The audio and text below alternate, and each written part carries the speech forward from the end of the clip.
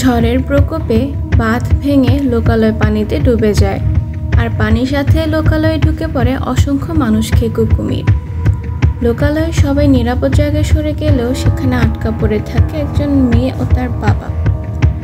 চারদিকে পানি থই থই, বাইরে প্রচণ্ড ঝড়, আর আশেপাশে গিজগিজ করছে ভয়ঙ্কর সব কুমিরেরা।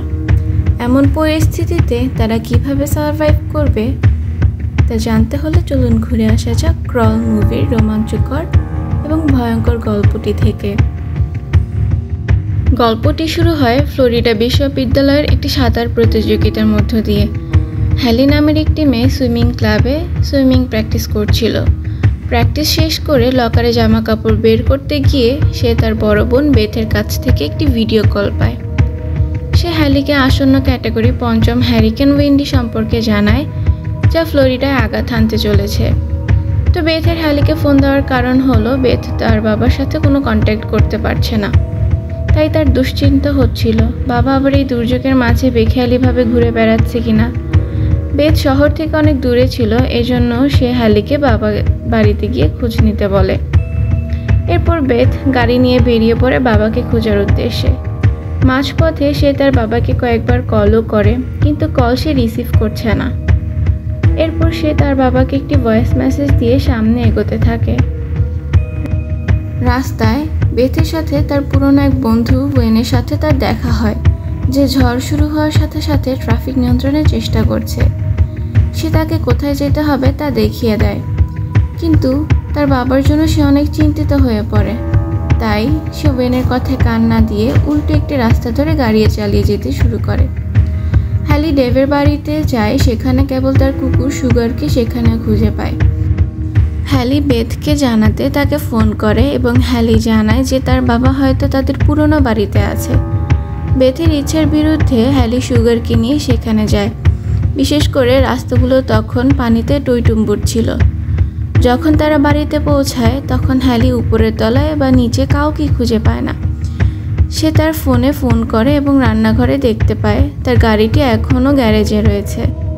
সুগারের ঘেউ ঘেউ শুনে হ্যালি বেসমেন্টে যায় এবং যেখানে সে ডেভকে অচেতন অবস্থায় দেখে এবং তার পা ভেঙে গিয়েছে।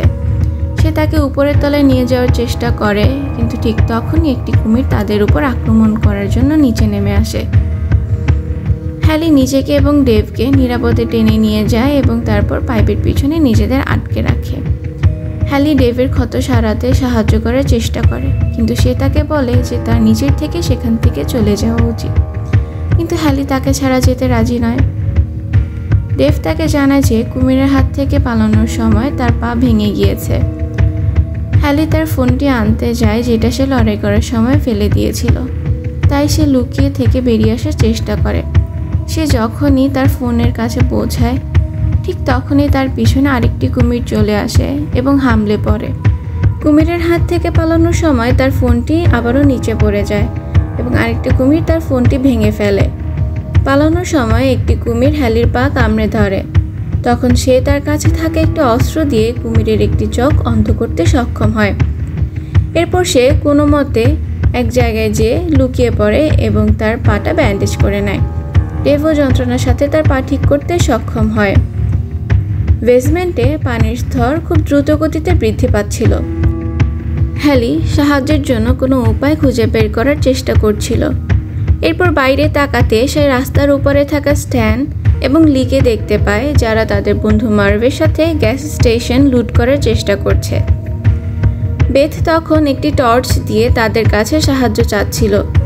সৌভাগ্যবশত স্ট্যান সেটা দেখতে পায় এবং সে হেঁটে যেতে শুরু করে, কিন্তু ঠিক তখনই একটি কুমির স্ট্যানের কাছে পৌঁছানোর আগে লিকে নৌকায় তুলে নেয়।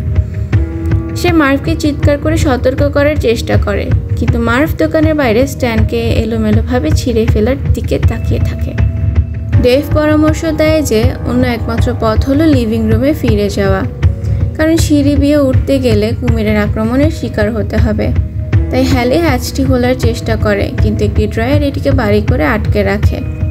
বাইরে হ্যালি এবং ডেভ লক্ষ্য করে যে ওয়েন এবং তার একজন সঙ্গী এসেছে খোঁজ করতে কেউ আটকা পড়েছে কিনা। পিট নৌকাতেই থাকে আর ওয়েন ভেতরে যায়। পিট লক্ষ্য করে যে নৌকার টারবাইনটি সামুদ্রিক শৈবালে আটকে গিয়েছে। ওয়েন হ্যালিকে খুঁজে বের করার জন্য ঘরে প্রবেশ করে। ঠিক তখনই একটি কুমির তাকে ধরে ফেলে। পিটকেও বাইরে অন্য একটি কুমির ধরে ফেলে এবং অন্যান্য কুমিররা তাকে নির্মমভাবে ছিঁড়ে ফেলে। হ্যালি ডেভের পাশে যায় এবং কাঁদতে শুরু করে, ভেবে যে তারা সেখানেই মারা যাবে। সে তার বাবা মায়ের বিবাহ বিচ্ছেদের জন্য নিজেকেই দোষারোপ করে। মনে করে যে সে ডেভকে তার অগ্রাধিকার তার দিকে এবং সাঁতার কাটতে বাধ্য করেছে। তার বাবা তাকে আশ্বস্ত করে যে এর কোনোটিই তার দোষ নয়। ডেভ হ্যালিকে সামনের দিকে এগিয়ে যেতে উৎসাহিত করে। এরপর হ্যালি বাইরে যাওয়ার জন্য রাস্তা খুঁজতে থাকে। সামনে এগোতেই সেখানে সে একটি বন্দুক খুঁজে পায়। তখনই একটি কুমির তার হাত কামড়ে ধরে। সে বারবার গুলি করে যতক্ষণ না শেষ পর্যন্ত এটি মারা যায় এবং গুলি শেষ হয়ে যায়। হ্যালি তখন বুঝতে পারে যে একমাত্র উপায় হলো ড্রেন দিয়ে বেরিয়ে আসা, যেখান থেকে কুমিররা এসেছিল। সে সাঁতার কেটে ভেতরে ঢুকে পড়ে এবং কুমিরদের নজর এড়াতে পারে। সে নিরাপদে বেরিয়ে আসে এবং ঘরের ভেতর দৌড়ে গিয়ে কাঠের ডগা দিয়ে হ্যাচের দরজা খুলে দেয়। ঠিক তখনই বেসমেন্ট সম্পূর্ণ পানিতে ভরে যায়। হ্যালি ডেভকে টেনে বের করে, কিন্তু সে অজ্ঞান। সে তাকে জীবিত করতে সক্ষম হয় এবং তারা বাইরে বেরিয়ে আসে। হ্যালি এবং ডেভ সুগারকে ধরে রাস্তার ওপারে স্ট্যান্ডের নৌকার কাছে যাওয়ার চেষ্টা করে। এরপর হ্যালি সাঁতরে নৌকাটি আনতে সক্ষম হয়। ঠিক তখনই পানির স্রোত এসে নৌকাটিকে আবার ঘরের মধ্যে ঠেলে দেয়। সেখানে হ্যালি একটি রেডিও খুঁজে পায় এবং সাহায্যের জন্য তাদের সাথে যোগাযোগ করার চেষ্টা করে। ডেভ সুগারকে একটি কুমিরের হাত থেকে রক্ষা করার চেষ্টা করে, কিন্তু পর মুহূর্তে কুমিরটি তার হাত কামড়ে ধরে। হ্যালি তা দেখতে পেয়ে তার বাবাকে বাঁচানোর জন্য কুমিরটিকে তার দিকে আকর্ষিত করে। কোনো রকমে সে উপরের তলায় বাথরুমে গিয়ে কুমিরটিকে আটকে দেয় এবং বাহিরে চলে আসে। এরপর দুজনে সুগারকে বাইরে নিয়ে যায় এবং উঁচু স্থানে যায়। আরেকটি কুমির হ্যালিকে আক্রমণ করার চেষ্টা করে, কিন্তু স্রোতের টানে এটি ভেসে যায়। এরপর তার বাবা তাকে উপরে তুলে নেয়। এরপর দেখা যায় একটি হেলিকপ্টার আসছে আবার খোঁজ নিতে কোনো মানুষ এখনও আটকা পড়ে আছে কিনা।